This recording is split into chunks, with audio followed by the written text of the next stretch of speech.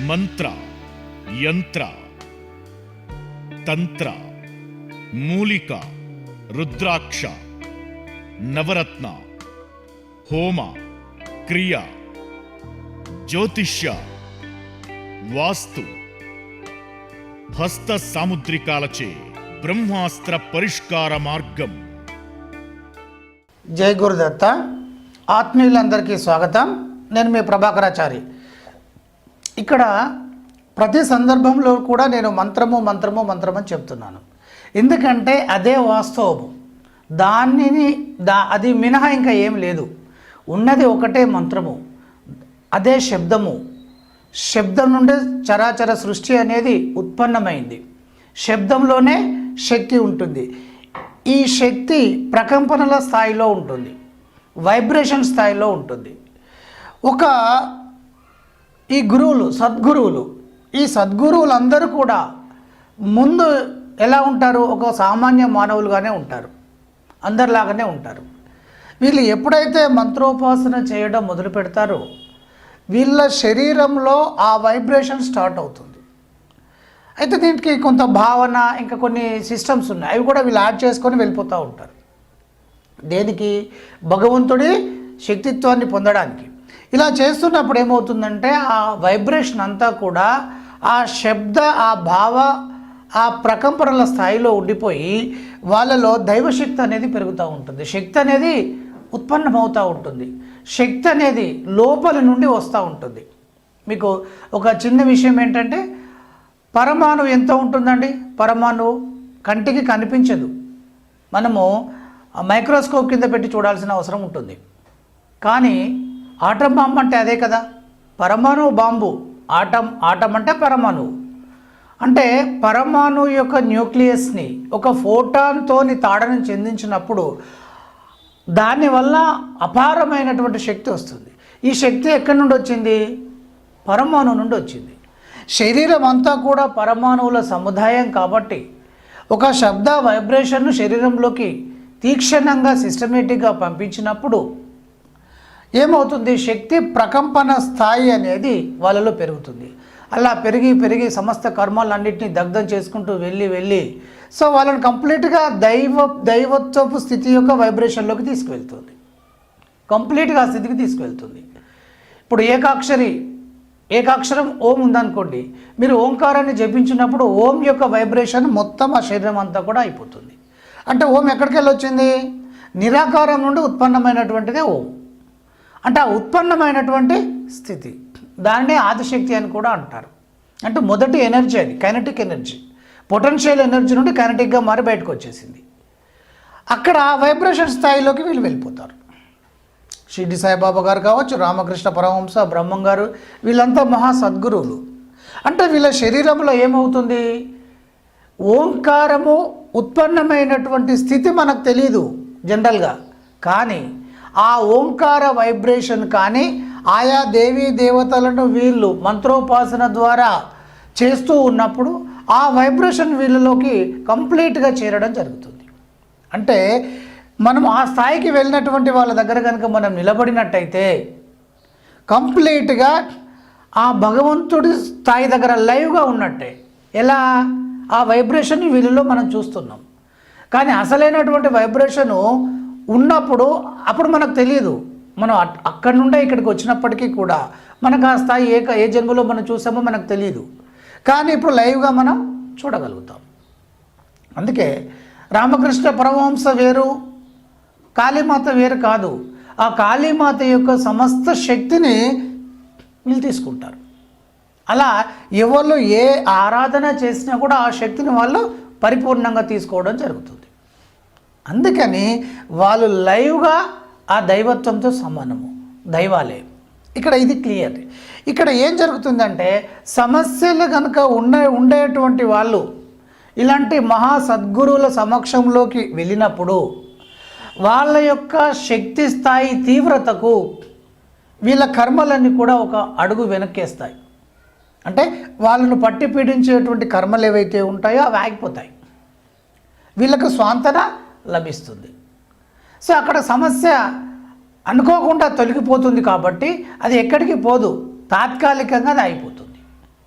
ఇక్కడ వీళ్ళేం చేస్తారు, ఇక్కడ ఆ గురువుల సమక్షంలో ఉండడం వల్ల సమస్య తాత్కాలికంగా ఆగిపోవడమే కాకుండా ఆ గురువులు ఏం చేస్తారు, వీళ్ళకు మార్గదర్శకత్వం చేస్తారు. ఇది మార్గము, మీరు ఇలా వెళ్ళాలి, ధనం సంపాదించాలంటే ఇలా వెళ్ళాలి, ముక్తికి వెళ్ళాలంటే ఇలా వెళ్ళాలి, విజయం సాధించాలంటే ఇది చేయాలి. సో ఈ రకంగా మీరు వెళ్ళండి అని చెప్పేసి ఈ సద్గురువులు బోధ చేయడం జరుగుతూ ఉంటుంది, లేదా చెప్తూ ఉంటారు. అప్పుడు ఏం చేయాలి అంటే పట్టుకునేటువంటి సామర్థ్యం మీలో ఉండాలి. పట్టుకునేటువంటి సామర్థ్యం కనుక లేకపోతే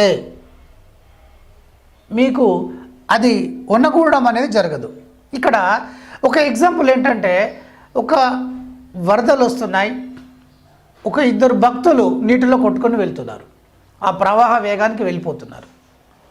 ఇద్దరు కూడా భగవంతుడా అని చెప్పేసి, మేము మిమ్మల్ని బాగా మంత్రోపాసన చేసాము, మేము భక్తి మిమ్మల్ని వదలకుండా మేము ఉండలేం, కాబట్టి తండ్రి మమ్మల్ని రక్షించు అని చెప్పేసి వాళ్ళు ఆ హృదయాలలో ధ్యానించడం మొదలు పెడతారు. ఆ ముందు ఒక రెండు దుంగలు, రెండు ఆ చెట్ల కొమ్మలు ఏవో కొట్టుకొని వస్తూ ఉంటాయి, వాళ్ళ ముందు నుండి వెళ్ళిపోతూ ఉంటాయి. ఒకతను ఏం చేస్తాడు, గబుక్కన పట్టేసుకుంటాడు, దాన్ని పట్టి దాని మీద కూర్చుంటాడు. తను అనుకుంటాడు భగవంతుడే ఈ అవకాశాన్ని నాకు ఇచ్చాడు అని.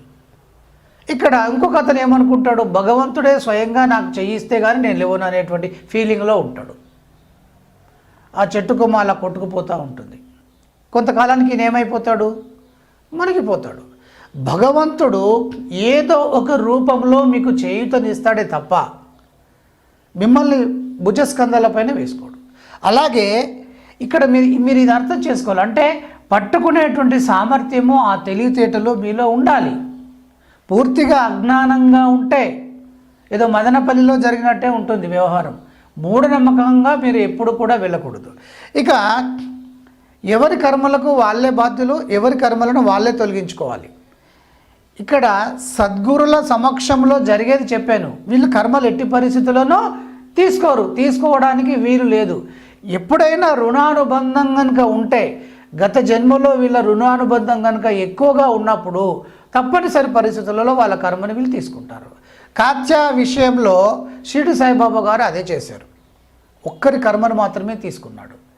ఎందుకు అంటే ఎవరి కర్మకు వాళ్ళే బాధ్యులు. దీన్నే న్యూటన్ థర్డ్ లా అంటారు, for every action there is equal and opposite reaction.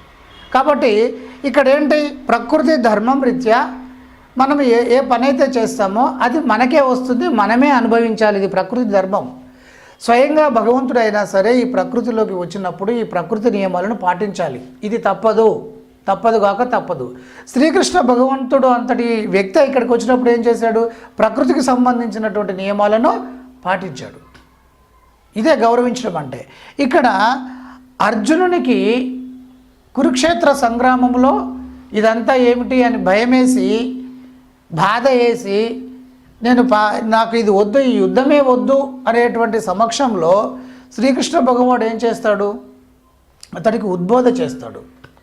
అసలు క్షత్రియ ధర్మం ఏంటి, ఏం చేయాలి, తను యుద్ధ విద్యలు ఎందుకు నేర్చుకున్నాడు, తన సమస్యలు ఎలా ఎదుర్కొన్నాడు, దానికి కారణం ఏమిటి, దాన్ని ఎలా తొలగించుకోవాలి, ఇవన్నీ చెప్పేస్తాడు. చెప్పి అర్జునుని శక్తివంతం చేసి చివరికి ఒక మాట అంటాడు, అర్జున నేను చెప్పాను, నిర్ణయం తీసుకోవాల్సింది నీవే నిర్ణయం తీసుకోవాలి, నీవే ముందుకు వెళ్ళాలి, అంతే తప్ప నిర్ణయం మీరు తీసుకొని యుద్ధం చేస్తావా లేకపోతే వదిలేసి ఇంటికి వెళ్తావా నీ ఇష్టం అని చెప్పి వదిలేస్తాడు. ఇది అంటే ఇక్కడ ఏంటి, నిర్ణయాలు మనకే వదిలేస్తారు, కర్మలు కూడా మనకే పట్టుకుంటాయి. ఎవరి కర్మలను ఎవరు తీసేయలేరు. రక్తంతో కావచ్చు, పాలతో కావచ్చు, నీరుతో కావచ్చు, పంచభక్ష పరమాణాలను మనం అభిషేకించినా కూడా దేని ద్వారా కూడా మన పాపము కించిత్తు కూడా పోదు. ఎలా వెళ్తుంది, పాపము పోవాలి అంటే ఒక సిస్టంలో పశ్చాత్తాపపడాలి, ఒక సిస్టంలో క్షమాపణ చెప్పాలి, మంత్ర సిస్టంలో దగ్ధం చేసుకోవాలి.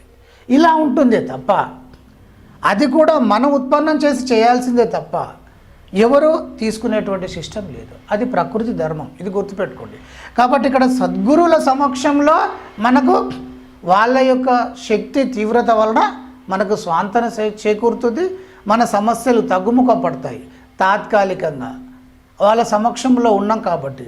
ఆ తర్వాత కొంతకాలానికి ఆ కర్మలు ఏం చేస్తాయి, మళ్ళీ మనకు అటాక్ చేయడం మొదలు పెడుతూ ఉంటాయి. కర్మలను దగ్ధం చేయాల్సింది, పూర్తిగా తొలగించుకోవాల్సింది ముమ్మాటికి మనమే. ఇది బాగా గుర్తుపెట్టుకోండి. కొంతమంది క్వశ్చన్స్ అడుగుతున్నారు, సద్గురువుల సమక్షంలో ఉంటే మాకు అంటే మా కర్మలు తొలగిపోతాయి అని చెప్పేసి. ఇప్పుడు బ్రహ్మంగారు ఏం చేశాడు, సిద్ధయ్య శిష్యుడు, చివరికి నీ సాధన అసంపూర్తిగా ఉంది బిడ్డ, ఈ జన్మలో పరిపూర్ణత రాదు, నీకు నెక్స్ట్ జన్మలో నీకు సాధన పరిపక్వత చెంది నీ మోక్షాన్ని పొందుతావు అని చెప్తాడు. బ్రహ్మంగారు అంత సేవ చేశాడు కదా సిద్ధయ్య గారు అంత సేవ చేశాడు కదా, మరి బ్రహ్మంగారు తీసేసుకోవచ్చు కదా. నో, అది ఎప్పుడు కూడా జరగదు. ఎవరిది వాళ్ళే అనుభవించాలి. ఇది పర్ఫెక్ట్గా తెలుసుకోండి. ఈ అనుభవించడానికి బదులు మనం మంత్రం తీసేసుకొని దగ్ధం చేసేసుకుంటాం, సమస్యలు రాకుండా మనమే అడ్డు వేసుకుంటాం. మైండ్ మిరాకిల్ అంటే ప్రారంభ కర్మను సృష్టిస్తూ మనం ముందుకు వెళ్తాం. ఇదంతా మనమే చేసుకుంటాం. Thank you for watching.